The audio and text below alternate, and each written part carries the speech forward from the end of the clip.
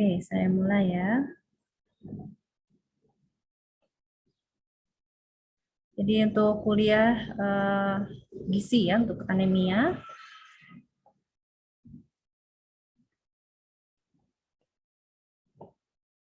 Ya, sedikit review ya, untuk sel-sel darah sendiri.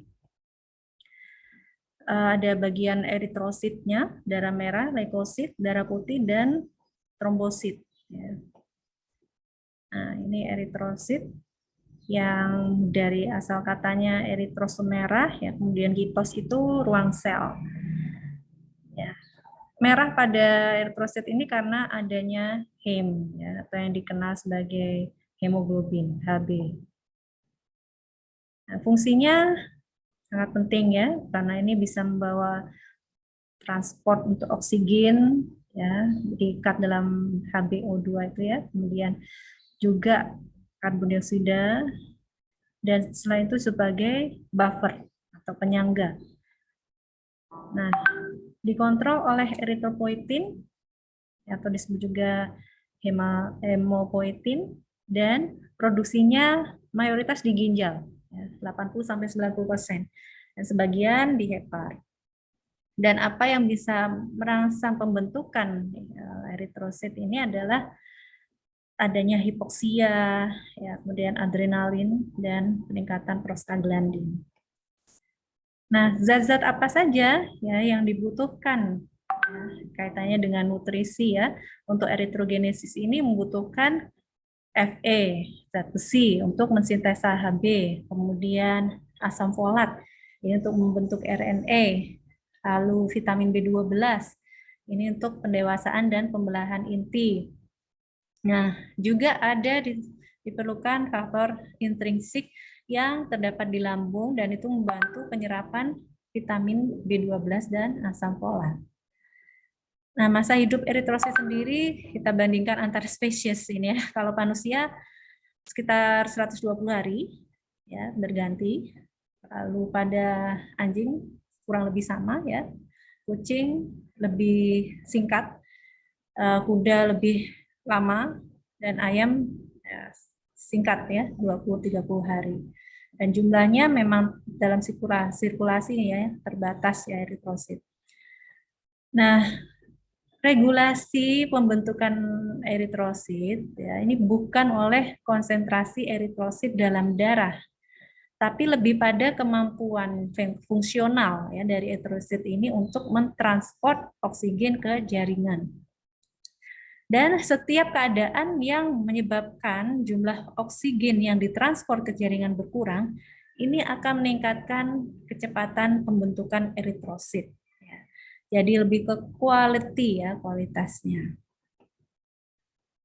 Nah, ini regulasi dari eritrosit ya. Di ginjal kan ya pembentukannya mayoritas ya. Lalu stem cell dan sampai terbentuk red blood cell ke tisu untuk tisu oxygenation. Kondisi yang menurunkan oksigenasi bila terjadi blood volume-nya berkurang, ya itu kuantitasnya ya, lalu anemia, apapun penyebab anemia ya, dan rendahnya kadar hemoglobin, lalu aliran yang lambat atau rendah ya, dan sakit pulmonari ya, karena kan di paru-paru memang tempatnya untuk terjadi pertukaran oksigen dengan karbon dioksida. Nah, hematokrit atau yang disebut juga PCV ini kurang lebih sekitar 45% ya pada sel darah merah. Nah, pada wanita dewasa range-nya antara 36 sampai 46 nilai normalnya. Pada dewasa laki-laki 41 sampai 53 ya, lebih banyak. Dan lebih banyak lagi pada newborn ya, ketika bayi baru lahir ya, 49 sampai 61%. Nah, hemoglobin ini terdiri dari rantai, 4 rantai ya, polipeptida, masing-masing akan mengikat hem. Nah, tiap hem akan mengikat satu atom Fe, dan tiap Fe bisa mengikat satu molekul oksigen. Normalnya demikian ya. Jadi ini kalau kita lihat ya bentuk strukturnya seperti ini, struktur kimia dan struktur gambar fisiknya ya. Terus ini adalah gambaran metabolisme besi ya dan red blood cell. Jadi kita mendapatkan iron ya, atau zat besi itu melalui makanan ya, diet ya. Lalu di usus halus intestin diserap ya, dan akan beredar di darah. Dibawa ke darah ya, dibawa ke darah lalu di red blood cell production ada di bone marrow sini diproduksi. Terus dia juga apa namanya di keseluruhan sel ya, dia akan ke paru-paru juga untuk exchange oksigen dengan tadi karbon dioksida ya, lalu di spleen atau limpa ya, di mana tempat sel darah merah yang lama itu dihancurkan karena tadi kan tiap 120 hari ya berganti. Lalu di hepar. Nah, di hepar ini dia memproduksi hanya sekitar 10-20%. Lalu dia juga ada tempat penyimpanan iron ya dalam bentuk ferritin. Dan kidney ginjal ini yang pengaruhnya besar ya. Makanya itu kenapa kok kalau orang terjadi gagal ginjal ya, itu harus cuci darah. Yaitu tadi karena fungsinya untuk membersihkan gitu ya, yang di darah itu sudah tidak berfungsi ginjalnya. Nah, ini untuk bilirubin metabolisme ya. Nah, ini dikeluarkan di urin. Nah, ini juga diagram yang menjelaskan mengenai metabolisme zat besi dari sejak penyerapannya ya. Kemudian dia akan ke sel, keseluruhan sel, dia juga akan ke bone marrow. Dan zat besi ini kan di recycle sebenarnya ya, digunakan ulang ya, untuk zat besinya ya. Kalau eritrositnya ya yang lama dibuang ganti yang baru. Nah, ini eritrosit development diagramnya dari sejak pembentukannya ya ke proerythroblast ya, erythroblast sampai retikulosit dan menjadi eritrosit. Dan gambaran di pas ini ya periferal smear ya tampak kalau normal seperti yang panah ini ya merah ini ya. Gambarannya tengahnya ini ada kata putih ya.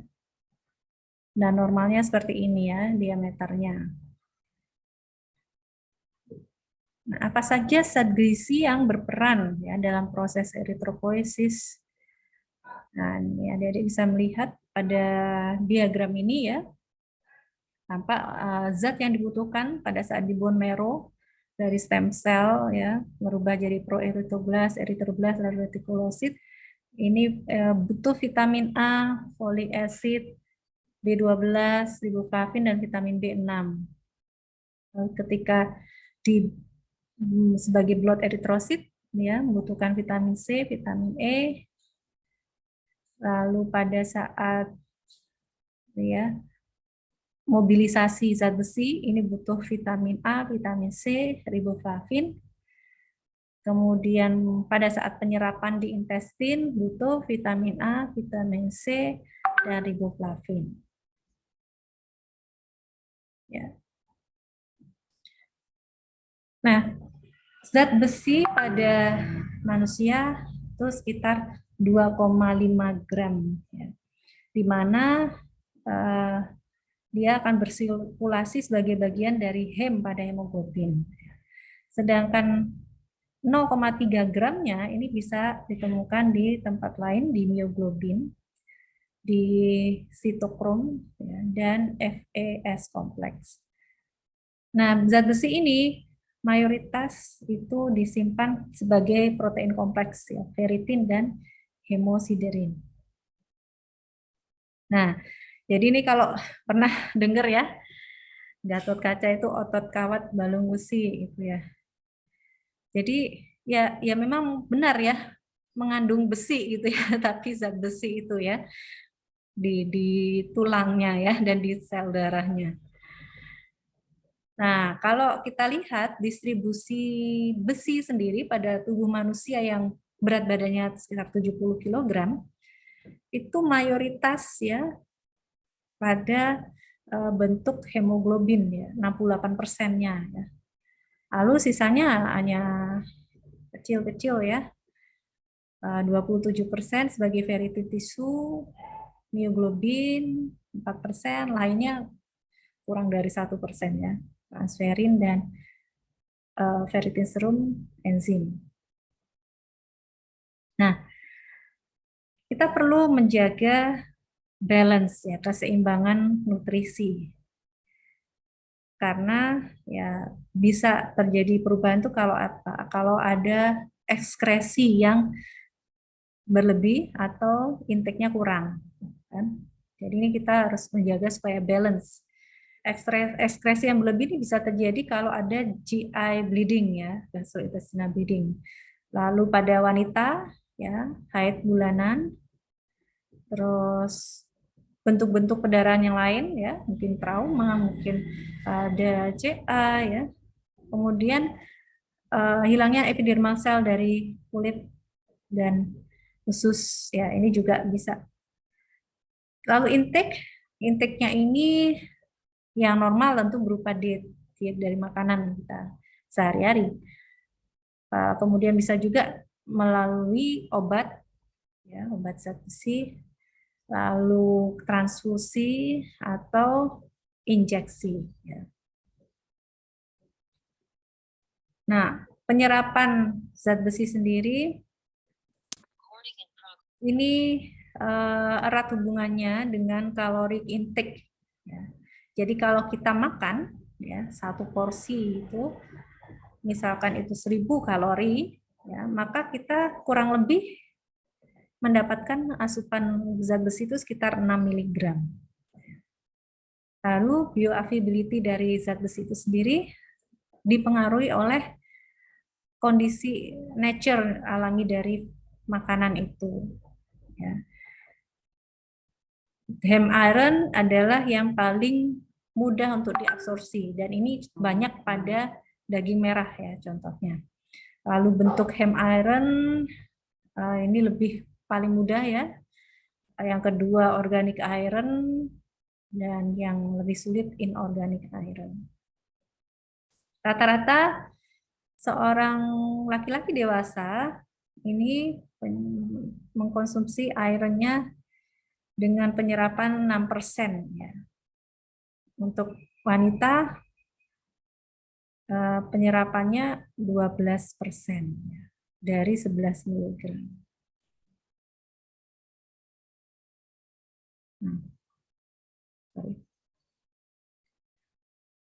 Untuk acid ya, pH-nya dan adanya reducing agent ya. Contoh ini ascorbic acid atau vitamin C. Nah, ini merubah Fe+3 ke Fe+2 dan ini membuat lebih mudah untuk masuk. Jadi ini meningkatkan persentase penyerapan Fe. Nah, untuk seorang vegetarian ada suatu disadvantage ya karena makanan tertentu yang mengandung fitat dan fosfat ini justru mengurangi penyerapan zat besi sekitar 50%, cukup banyak ya. Jadi kalau tadi misalkan hanya bisa menyerap 6%, kalau mengkonsumsinya bersamaan dengan sayuran yang mengandung fitat dan fosfat malah lebih kecil lagi, akhirnya yang terserap hanya 3%. Kemudian absorpsi, ya. Ini biasanya akan meningkat 20% ya pada orang yang mengalami defisiensi iron. Jadi itu merupakan mekanisme tubuh ya. Karena tahu tubuhnya ini kurang zat besi, dia akan berusaha meningkatkan penyerapan. Nah, apa saja pangan untuk sumber zat besi? Ada daging merah, ini jauh lebih banyak ya kandungannya daripada unggas maupun ikan. Terus kalau sayuran itu secara umum sebenarnya bukan sumber Fe yang baik ya, karena dia selain mengandung Fe, dia juga ada oksalat, fitat, tanin ya. Contohnya bayam. Bayam itu mengandung 780 mg oksalat per 100 gramnya.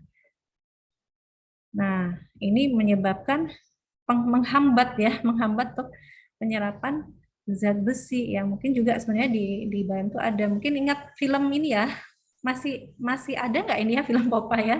Kalau zaman dulu sih Popeye itu dia begitu makan bayam ya langsung kekuatannya meningkat gitu ya. Nah, itu sebenarnya kayak supaya anak-anak itu suka makan sayur bayam gitu. Tapi apakah betul gitu ya konsumsinya itu, gimana caranya supaya nggak mengurangi penyerapan hem ironnya ini.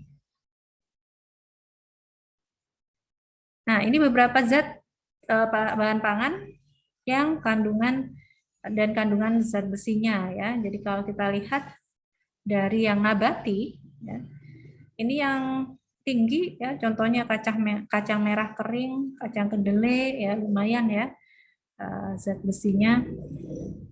Terus bayam malah cuma 3,5 ya.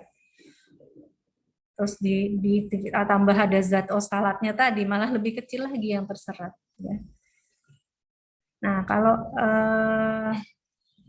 pangan hewani ya yang paling tinggi terasi ya.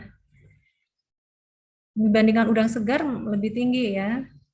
Nah, jadi memang dari mengecek kandungan zat besinya, kalau bahan itu tadi kering ya atau diubah jadi terasi malah lebih tinggi gitu ya kandungannya.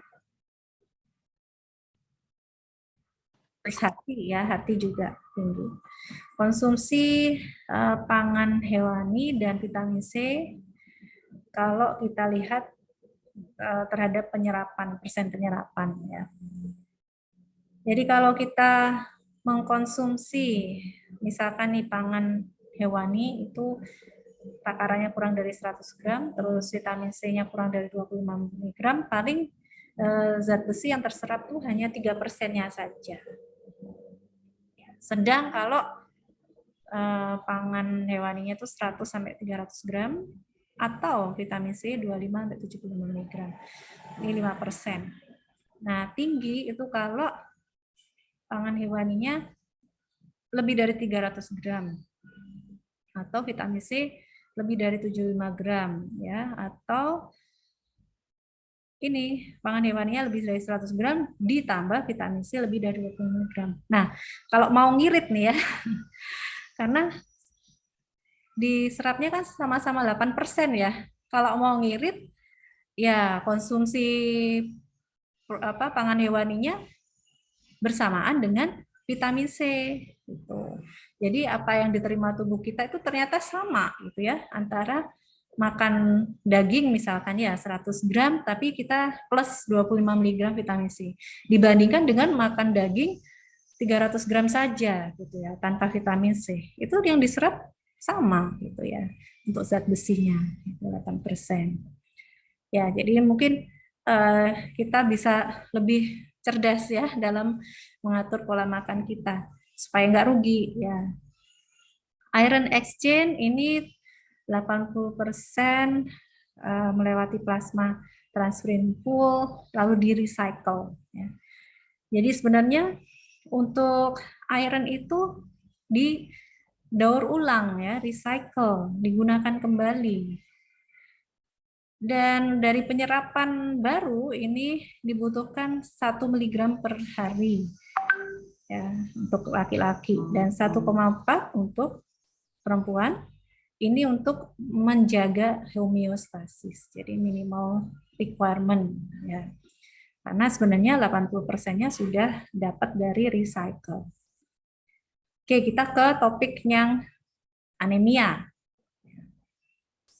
Jadi untuk anemia secara umum ya itu adalah keadaan di mana terjadi kekurangan eritrosit ya. Itu bisa karena hilang darah ya secara cepat atau lambat.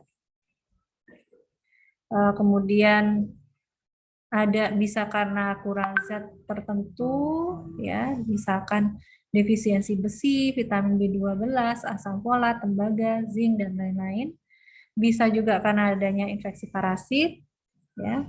Lalu bisa juga karena pabriknya itu yang rusak ya, ginjalnya yang rusak. Nah, untuk kuliah ini kita akan membahasnya untuk yang kurang zat tertentu dari nutrisi ya. Nah, kalau berdasar etiologi, kita bisa bagi anemia itu berdasarkan turunnya produksi. Ya. Contohnya, sumsum tulang tidak lagi mampu memproduksi, lalu gangguan kematangan sel. Bisa juga karena meningkatnya kehilangan sel darah merah. Contohnya terjadi perdarahan. Dan bisa juga karena adanya destruksi dari sel darah merah. Nah, ini bisa intrinsik ya, seperti sickle cell, ekstrinsik, karena mechanical cardiac valve, atau kombinasi. Nah, ini klasifikasi oleh MCV. Ya. Ini memang nggak saya buat terang ya, karena yang kita perhatikan, kita akan bahas yang ini ya, yang iron defisiensi, vitamin B12 defisiensi, dan folat defisiensi. Nah, klasifikasi anemia, kalau berdasarkan ukuran size ya itu mikro, normo dan makrositik, itu menunjukkan adanya penurunan MCV ya kalau mikro, sebaliknya peningkatan kalau makro. Kalau berdasar warna normokromik atau hipokromik. Itu kalau kelihatan pucat. Nah, mekanisme terjadinya adanya suatu defek ya pada produksi sel darah merah di sumsum tulang belakang. Nah, ini maka akan tampak gambaran hitung retikulositnya rendah. Kemudian dari morfologinya sedikit atau malah tidak ada perubahan ya, karena ini hanya masa dari produksinya. Ya. Lalu kalau ada maturation defect, ya, kematangan yang terganggu, maka akan tampak peningkatan di hitung retikulosit dan terjadi makrositik atau mikrositik anemia. Lalu untuk yang decrease red cell survival ini bisa karena blood loss atau hemolisis. Nah, kalau ada retikulosit yang banyak ini ya bisa terjadi karena prosesnya tidak matang ya, atau percepatan produksi RBC sehingga retikulositnya dihasilkan lebih banyak. Nah, kapan terjadi penurunan? Ini kadar normalnya 1-2% ya. Terjadi penurunan itu kalau sumsum tulang tidak membuat red blood cell. Misalkan karena adanya defisiensi besi, tadi ya kaitannya dengan nutrisi, anemia aplastik, infeksi kronis, anemia pernosiosis yang tidak diterapi. Nah, ini patologi dan sign simptom dari anemia. Jadi kalau ada anemia ya, misalkan adik menemukan ada pasien dengan gejala anemia, ini harus dicari penyebabnya apa supaya bisa menangani. Apakah itu ada gangguan di produksi, ya, ataukah ada loss yang banyak, ya, atau adanya hemolisis. Masing-masing tentu ada gejala yang berbeda, penanganannya juga berbeda. Nah, untuk yang turunnya produksi, penyebab khusus ya bisa karena kurang Fe, kurang vitamin B12, kurang folic acid, atau karena aplastik atau genetic defect. Kalau blood loss, ya itu sudah jelas ya penyebab blood loss-nya apa gitu.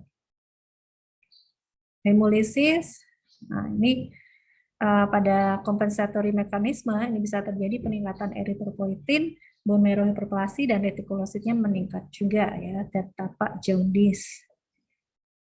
Nah, kita bisa melihat kalau gejala secara umum ya, karena inadequate oxygen transport, maka jaringan akan mengalami hipoksia.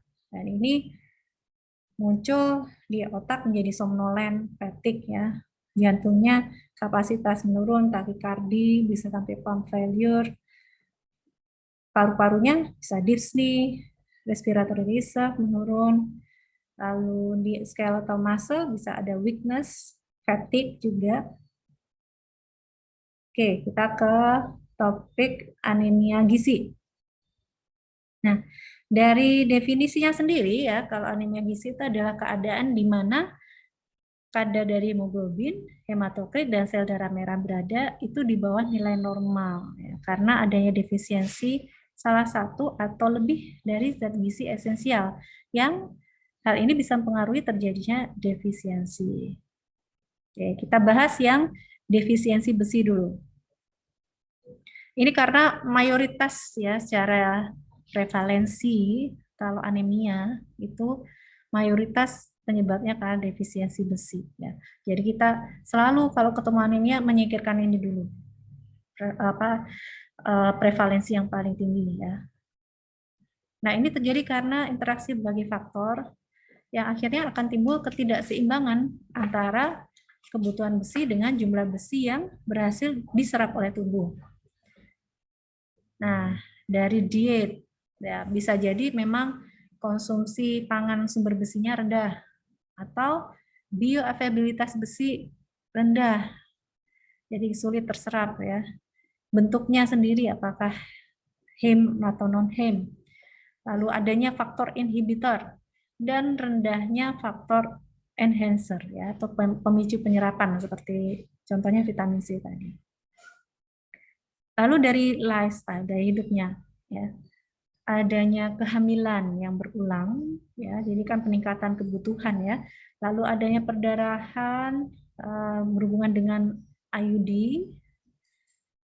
menstruasi yang berlebih, peningkatan kebutuhan karena fisiologis ya, kondisi hamil, anak sedang tumbuh, remaja, lalu bayi defisiensi karena lahir dari ibu yang defisiensi juga.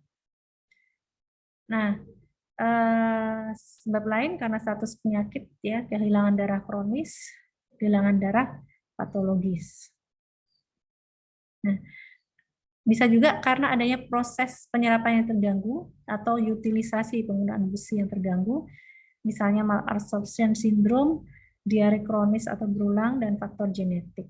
Nah, dampaknya dari status sosial ekonomi yang rendah, ya, terjadi keamanan pangannya, kemudian karena kurangnya perawatan kesehatan atau aksesnya, lalu karena sanitasi lingkungan buruk, dan higien perorangan yang jelek.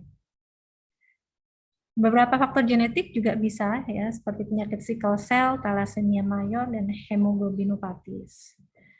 Nah, penyebab apa saja ya yang menyebabkan defisiensi zat besi? Ya, bisa karena absorpsinya yang kurang ya, berkurang. Misalkan dietnya inadequate, lagi diet gitu ya, akhirnya malah kurang nutrisinya. Kemudian malabsorpsi, ya ini karena beberapa penyakit seperti flu, Crohn, malabsorpsi karena surgery, misalkan habis post gastrectomy ya, atau adanya akut kronik inflamasi. Selain itu bisa juga karena peningkatan demand kebutuhan iron atau hematopoiesis.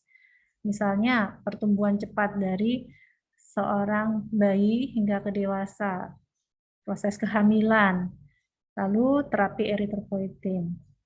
Bisa juga karena peningkatan iron loss. Nah, loss-nya karena apa? Bisa karena chronic blood loss, karena high, acute, karena blood donation, phlebotomy, ya, mungkin terapi polisitemi vera. Nah, ini yang tampak secara khas ya pada penderita anemia defisiensi besi. Ya. Ini kondisi jarinya, ya, kondisi ujung bibirnya. Ya. Ini khas ya ditemukan pada anemia defisiensi besi. Ya, namanya selosis untuk fisur pada sudut bibir ya, dan koilonychia ini untuk bentuk seperti sendok ya, spooning dari fingernails ya. Ya, ini seperti yang saya sampaikan tadi ya, penyebab terbanyak dari anemia itu adalah defisiensi besi. Kurang lebih 500 million kasusnya. Dan ini terjadi lebih tinggi di negara berkembang.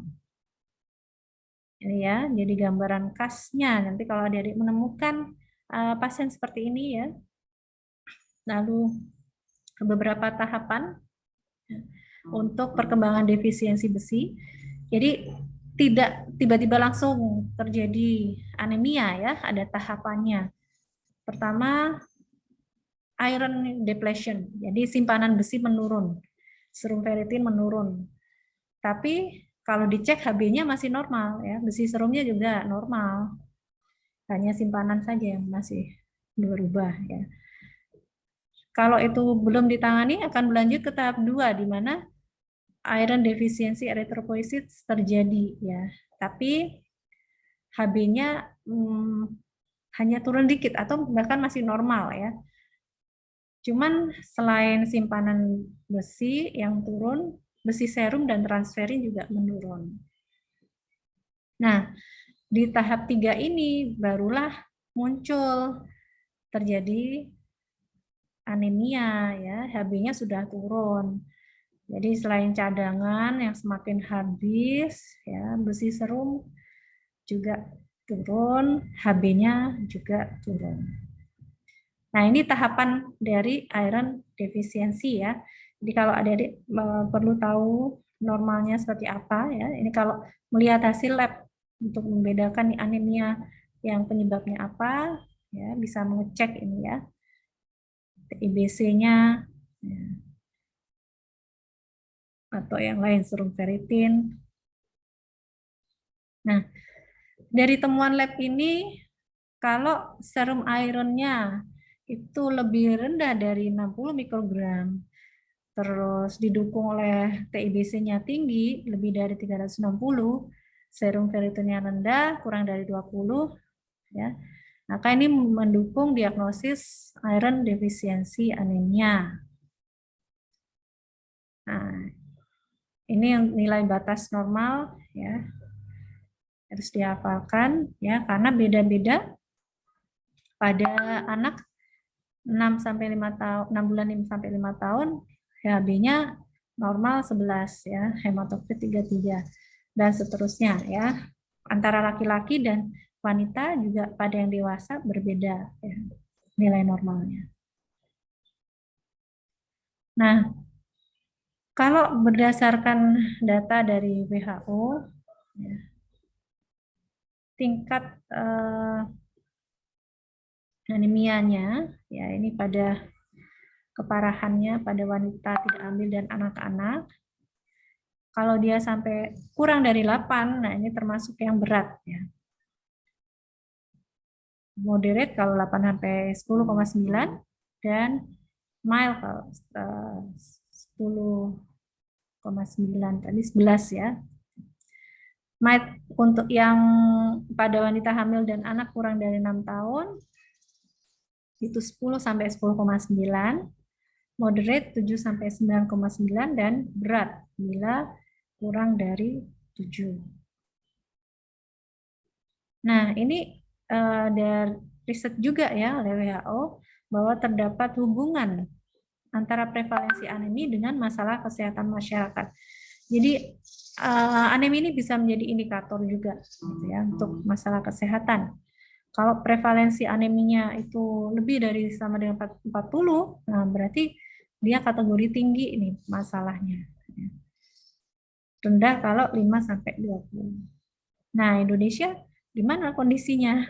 Kalau adik-adik lihat, kita cukup banyak gitu ya, karena kita juga sebagai salah satu negara berkembang ya, ini masih belum bisa menuntaskan ya kondisi anemia yang banyak dihadapi oleh wanita, terutama wanita yang hamil ya, karena dia kan kebutuhannya meningkat. Kalau pada non-pregnant woman, Indonesia masih di tahap moderate gitu ya.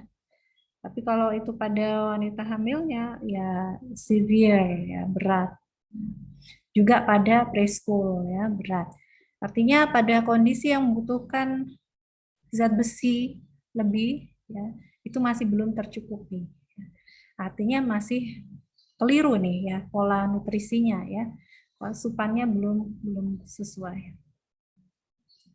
Nah, treatmentnya bagaimana dok kalau terjadi iron defisiensi? Ya, kalau yang parah ya tentu dibantu transfusi ya, red blood cell. Terus bisa juga nggak seberapa parah dengan oral iron therapy ya. Sekarang kan lagi ada program juga itu yang menyasar remaja putri ya atau wanita usia subur. Mereka diberi tablet tambah darah, tablet zat besi ya. Itu tujuannya untuk agar pada saat mereka nanti hamil ya itu tidak sampai gitu ya terjadi anemia. Bisa juga lewat parenteral. Nah, pada suplementasi ya kadang diperlukan pada populasi yang spesial, misalkan pada wanita hamil ya karena kebutuhannya kan meningkat, utamanya 2 semester terakhir ya, peningkatannya sebesar 5 sampai 6 mg per hari.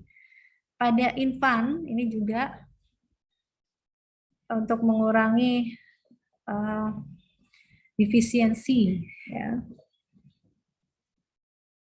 Jadi pada umumnya mereka ini masih mendapatkan cadangan iron ya sampai usia 4 sampai 5 bulan ya. Nah, lalu pada saat setelah itu mereka sudah MPASI ya, kalau sudah lewat 6 bulan itu ya. Nah, itu karena kemungkinan ya cadangan airnya sudah habis ya, jadi mereka butuh dari MPASI-nya itu tambahan zat besi ya. Dan biasanya defisiensi itu terjadi di usia 6 sampai 24 bulan ya. Ya karena tadi pada usia sampai 5 bulan mereka masih punya cadangan stok ya. Nah, berarti kan di sini kelihatan nih pola makan ya, MPASI-nya masih kurang tepat ya sehingga terjadi defisiensi. Nah, apa saja yang mempengaruhi ya bioavailability dari iron ini? Bisa inhibitor, bisa enhancer. Inhibitorsnya contohnya vitet yang banyak pada sayuran ya, polifenol, kalsium, protein, lalu enhancernya yang memicu penyerapan itu ascorbic acid, vitamin C ya, ini banyak pada buah, pada sayuran. Kemudian jaringan muscle ya, ini pada daging, ikan, unggas. Oke, kita lanjut ke anemia yang karena nutrisi juga ini ya, megaloblastik. Ini berkurangnya jumlah eritrosit karena gangguan sintesis DNA, ditandai adanya sel megaloblasti. Sel yang dipengaruhi ini adalah sel yang membelah cepat, termasuk sel darah dan epitel usus. Nah, kebanyakan megaloblastik itu karena defisiensi vitamin B12 dan asam folat. Kekurangan kedua zat ini akan terjadi gangguan sintesis DNA. Jadi ada proses pembelahan sel yang terganggu. Nah, ini ya gambarannya, bisa melihat ya bedanya gambaran hapusan darahnya ya. Ada makrositik, putihnya akan berkurang ya dia ya. Terus hypercemented neutrophil.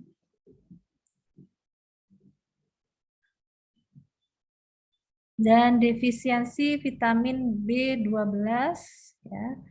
Ini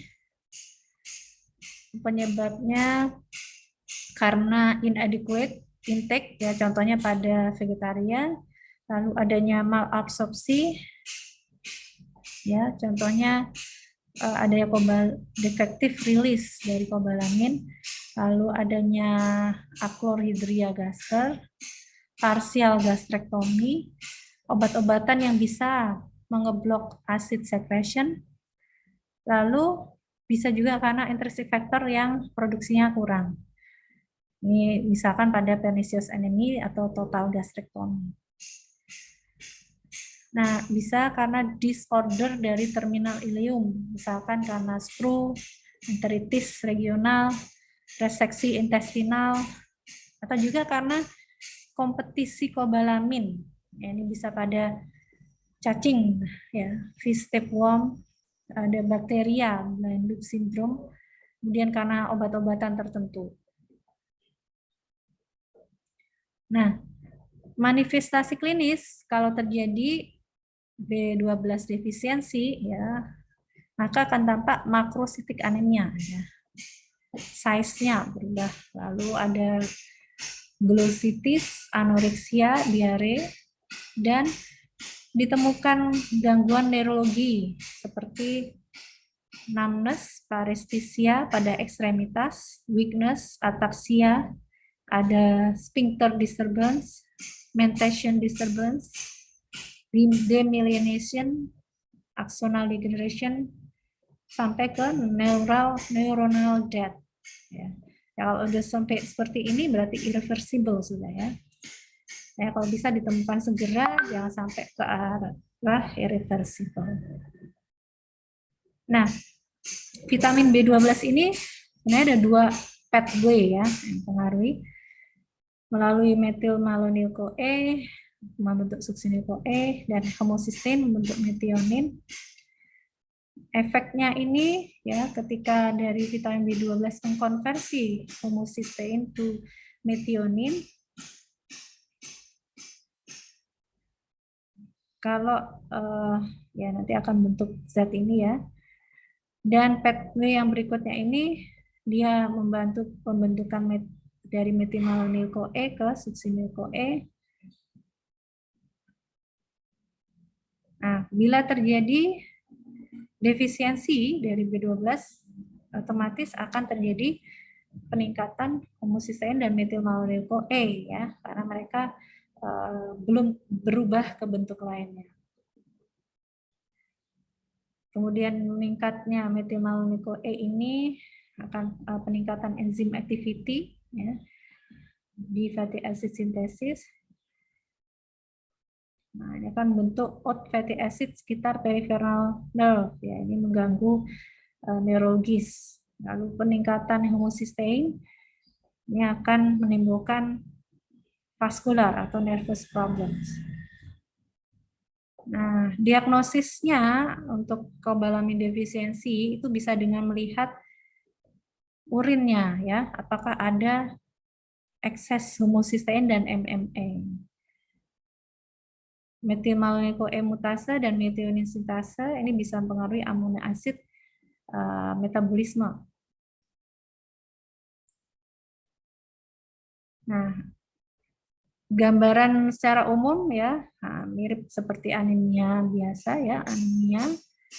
Ada mukanya pucat, ada kekuningan, kadar bilirubin meningkat, nyeri di lidah, anoreksia, ada bisa jadi diare juga, mati rasa, kelemahan dan ataksia, mudah lupa, psikosis, refleks akut menurun. Ini gambaran bagaimana vitamin B12 diserap, ya, lalu masuk ke intestin, bentuk intrinsik faktor dengan B12 kompleks, ya, dan menuju ke aliran darah. Nah, terapinya bagaimana? Ya, bisa dengan berikan kobalamin 1000 mikrogram tiap minggu sampai 6 minggu.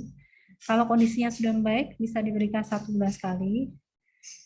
Lalu bisa juga dilanjutkan oral 2 mg per hari. Dan bila perlu, diberikan transfusi PRC pelan-pelan. Dan mengobati penyebabnya, ya. Bisa juga ditambah asam folat oral dosis tinggi. Kalau sumber alami, ya, vitamin B12 bisa kita dapatkan dari ikan, dari telur, daging-daging, ya, dan produk olahan susu, ya. Nah, yang berikutnya ini mirip ya dengan yang defisiensi B12, ini defisiensi asam folat. Nah, ini sama karena adanya unbalanced diet, biasanya ditemukan pada orang yang alkoholik ya, pecandu alkohol, pada remaja, beberapa infan, dan pada orang yang memang ada peningkatan kebutuhan seperti kehamilan, infan, keganasan, adanya kronik hemolitik anemia sehingga ada peningkatan kebutuhan hematopoiesis, lalu kronik exfoliative skin disorder, ini kan juga menyebabkan darah itu hilang, ya, hemodialisis. Nah, ini ada malabsorpsi bisa karena spru atau karena obat-obatan, kemudian karena metabolismenya yang terganggu, misalkan karena ada inhibitor, ya, adanya alkohol, dan pada individu yang memiliki enzim defisiensi tertentu. Nah, tahapan defisiensinya mulai dari negatif folat balance, jadi menurunnya serum folat, terus adanya penurunan RBC folat level, dan hypersegmented neutrophil, lalu terjadi makroovalasit, meningkatnya MCV, dan menurunnya HB. Jadi ini tahap-tahapannya. Diagnosisnya, ya kita melihat kalau kondisi peripheral blood sama bone marrow-nya mirip ya, seperti B12 defisiensi. Plasma folatnya kurang dari 3. Kemudian RBC folat itu kurang dari 140. Terus peningkatan serum homocysteine level, tapi metilmalonic acidnya tidak meningkat. Ini yang membedakan dengan defisiensi B12. Gejala klinisnya mirip dengan defisiensi B12, tapi karena dia hanya satu pathway ya, jadi gangguan neurologisnya tidak ada.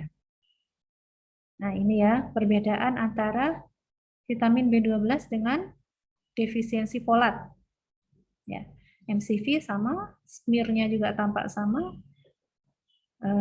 Nama lain ya, pernicious anemia untuk vitamin B12. Homocysteinnya sama-sama meningkat. Nah, yang beda ini metilmalonic acid. Kalau di folat defisiensi dia normal. Nah, dia hanya dari pathway yang homocysteine. Nah, ini berapa aspek gizi ya untuk vitamin B12 dan asam folat. Kebutuhan kita dalam makanan sehari-hari tidak banyak ya sebenarnya, karena itu kan disebut mikronutrien. Jadi hanya 7 sampai 30 mikrogram. Kalau yang asam folat 600 sampai 1000. Sumber pangannya bisa dari hewani, ya. Lalu yang asam folat bisa juga dari sayuran. Efek pengolahannya untuk vitamin B12 sedikit ya. Kalau yang asam folat ini besar karena dia mudah rusak. Kebutuhan minimal sehari 1 sampai 2 mikrogram, kalau asam folat 100 sampai 200 mikrogram. Dan dia ada simpanan tubuh untuk 2 sampai 4 tahun ya kalau vitamin B12. Kalau yang asam folat hanya sekitar 4 bulan. Ya, penyimpanannya ada di ileum, kalau yang asam folat di duodenum dan jejunum. Mekanisme penyerapan dibantu faktor intrinsik. Kalau yang asam folat melalui konversi, ya, batas seratnya sini 2 sampai 3. Kalau yang asam folat 50 sampai 80% dari yang ada di makanan. Bentuk fisiologinya metil dan adenosine kobalamin. Kalau yang asam folat berupa derivat poliglutamat reduksi. Nah, bahan terapeutiknya dalam bentuk hidroksikobalamin. Kalau asam folat ya atau terglutamat. Oke ya, jadi itu tadi untuk kuliahnya ya.